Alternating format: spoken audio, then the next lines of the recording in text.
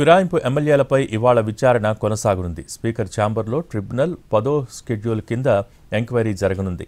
సోమవారం ప్రకాష్ గౌడ్, కాలే యాదయ్యలను విచారణ జరిపిన పిటిషనర్ల తరపు న్యాయవాదులు ఎమ్మెల్యేలు గూడెం మహిపాల్ రెడ్డి, బండ్ల కృష్ణమోహన్ రెడ్డిలను నేడు విచారించనున్నారు.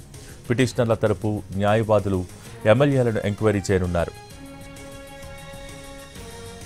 బుధవారం ఫిరాయింపు ఆరోపణలు ఎదుర్కొంటున్న ఎమ్మెల్యేలు, వారి న్యాయవాదులు, వారిపై ఫిర్యాదు చేసిన బీఆర్ఎస్ పార్టీ ఎమ్మెల్యేల న్యాయవాదులు విచారణకు హాజరయ్యారు.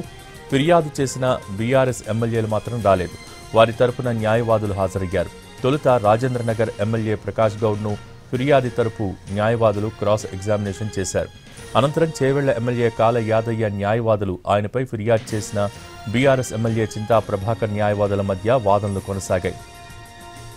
ఎమ్మెల్యేల విచారణకు ఎమ్మెల్యేలపై ఫిర్యాదు చేసిన బీఆర్ఎస్ పార్టీ ఎమ్మెల్యేలు, వారి న్యాయవాదులకు స్పీకర్ గంట సమయాన్ని కేటాయించారు. విచారణ కొనసాగుతున్నందున ఈ నెల 6 వరకు అసెంబ్లీ ప్రాంగణంలో ఆంక్షలు విధిస్తూ స్పీకర్ కార్యాలయం ఇటీవల బులెటిన్ను విడుదల చేసింది.